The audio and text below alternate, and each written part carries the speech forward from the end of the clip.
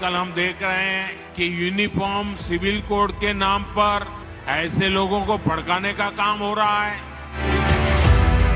Article 25 को नजरअंदाज तो नहीं कर सकते हैं, तो 44 क्या कहता है, 25 क्या कहता है, इसका फैसला कौन करेगा? ये तो फैसला सुप्रीम कोर्ट ही करेगा। वही सुप्रीम कोर्ट करेगा जिसने ये संकेत दिए होंगे कि आप यूनिफॉर्म सिविल कोड लाइए। यूनिफॉर्म सिविल कोड को लेकर पीएम मोदी के भोपाल में दिए गए बयान के बाद बहस और तेज हो गई है। यूनिफॉर्म सिविल कोड की वकालत करते हुए पीएम मोदी ने कहा कि जब भारत का संविधान सभी के लिए एक कानून की बात करता है तो देश दो कानूनों से नहीं चल सकता। यूनिफॉर्म सिविल कोड की वकालत करते हुए पीएम मोदी ने कहा कि जब भारत का संविधान सभी के लिए एक कानून की बात करता है तो देश दो कानूनों से नहीं चल सकता। परिवार के अलग अलग सदस्यों पर कैसे अलग अलग नियम लागू हो सकता है?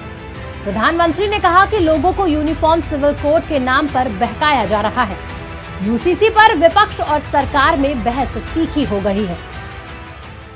यूनिफॉर्म सिविल कोड के नाम पर ऐसे लोगों को भड़काने का काम हो रहा है।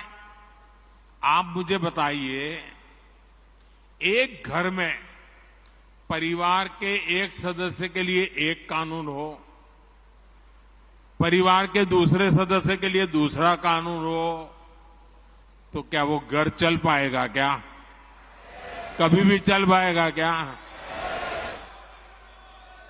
फिर ऐसी दोहरी व्यवस्था से देश कैसे चल पाएगा?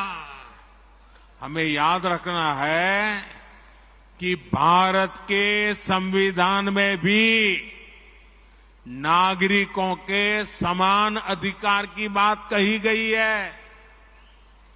साथियों, ये लोग हम पर आरोप लगाते हैं, लेकिन सच ये है कि यही लोग मुसलमान करते हैं।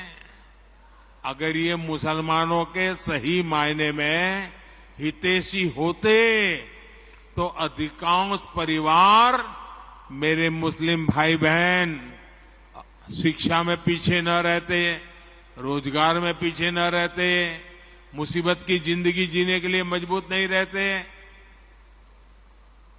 और सुप्रीम कोर्ट ने बार बार कहा है, सुप्रीम कोर्ट डंडा मारती है, कह रही है कॉमन सिविल कोड लाओ, लेकिन ये वोट बैंक के भूखे लोग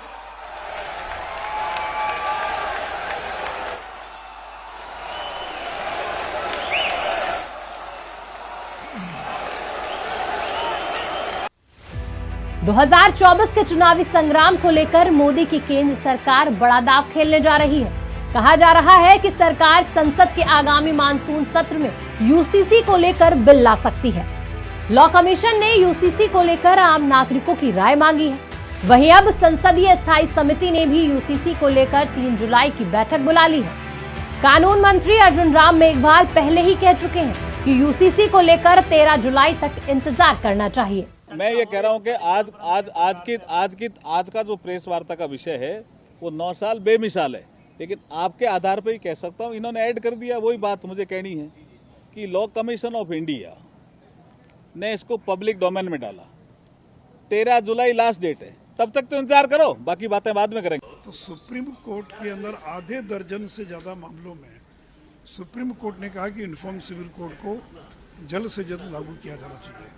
शाहबानू का जो केस था, सरला मुदगल का जो केस था, इन और ऐसे और 3-4 केस है जिसमें कोर्ट ने बार बार इस बात को दोहराया है। फिर भारत का जो संविधान है उसके सेक्शन 44 के अंदर इस बात का उल्लेख है कि सरकारों को कॉमन सिविल कोड लागू करने की दिशा में प्रयास करना चाहिए।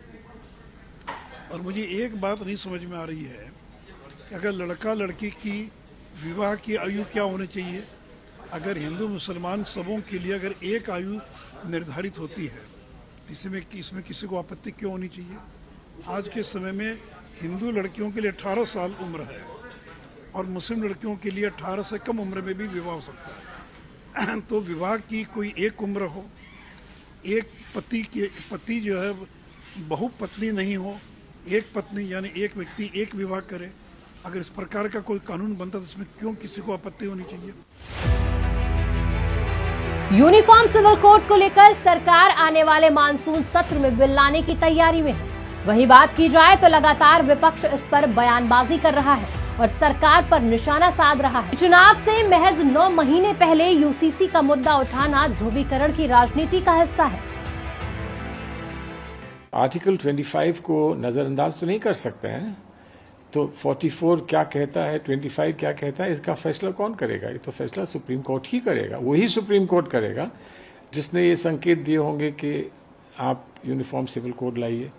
तो जब सुप्रीम कोर्ट अपना अंतिम फैसला नहीं सुनाता जब तक, तो तब तक ये कह देना कि सुप्रीम कोर्ट ने ऐसा कहा, सुप्रीम कोर्ट ने ऐसा कहा, उसमें तो कोई वो तो तर्क में कोई वो नहीं है, कोई बात बनती नहीं है। तो एक पहलू ये है। दूसरा पहलू ये है कि कौन वर्गला रहा है और कौन वर्गलाने से वर्गला जा रहा है, इस पर विचार करिए। कौन वर्गला रहा है? कौन कह रहा है किसी को कि ये आपके विरोध में हो रहा है, ये आपके हित में नहीं है? कौन कह रहा है? अभी तो हम जानते भी नहीं कि बहस क्या है। मुझे नहीं मालूम। मुझे कुछ ना कुछ थोड़ा बहुत जानकारी है पब्लिक मैटर्स की। मुझे नहीं मालूम कि यूसीसी में क्या होगा। देखिए, सबसे बड़ी चीज़ मैं आपसे ये कहूँगा, जो आजकल ये कर रहे हैं कि यूनिफाइड कॉमन कोड होना चाहिए, मैं समझता हूँ उसकी तरफ इनको सोचना चाहिए। ये मुल्क डाइवर्स है, इसमें हर किस्म के लोग रहते हैं, हर मज़हब रहता है, हर ज़बान के लोग रहते हैं, हर सोच के लोग रहते हैं, और मुसलमानों का अपना शरीयत लॉ है, उसकी तरफ भी इनको नज़र रखनी चाहिए। और इसके बजाय कि इसको आगे चलाएं, इस पे बार बार सोचें कि कहीं कोई तूफान न आए अगर इसके लिए इन्होंने कोई कदम उठाया। वहीं पीएम मोदी ने यूनिफॉर्म सिविल कोड की चर्चा अब तेज कर दी है। उन्होंने आरोप लगाया है कि राजनीतिक दल वोट बैंक के कारण इसका विरोध कर रहे हैं। वो मुस्लिम लोगों को भड़का रहे हैं और वोट के कारण मुस्लिम बहनों को नुकसान कर रहे हैं।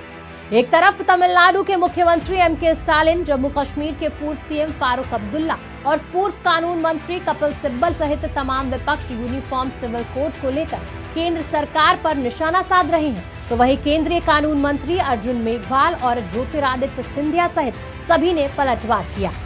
वहीं बीजेपी के राज्यसभा सांसद सुशील मोदी की अध्यक्षता वाले कानून और न्याय मामलों की संसदीय समिति ने 3 जुलाई को यूसीसी को लेकर बैठक बुलाई है। इसमें लॉ कमीशन को भी बुलाया गया है। अब सवाल यह है कि जम्मू कश्मीर से अनुच्छेद 370 हटाने, अयोध्या में राम मंदिर का निर्माण कराने और 3 तलाक जैसे काले कानून को खत्म करने वाली बीजेपी सरकार क्या इस मानसून सत्र में यूनिफॉर्म सिविल कोड बिल पेश कर देगी? ब्यूरो रिपोर्ट, आज की खबर।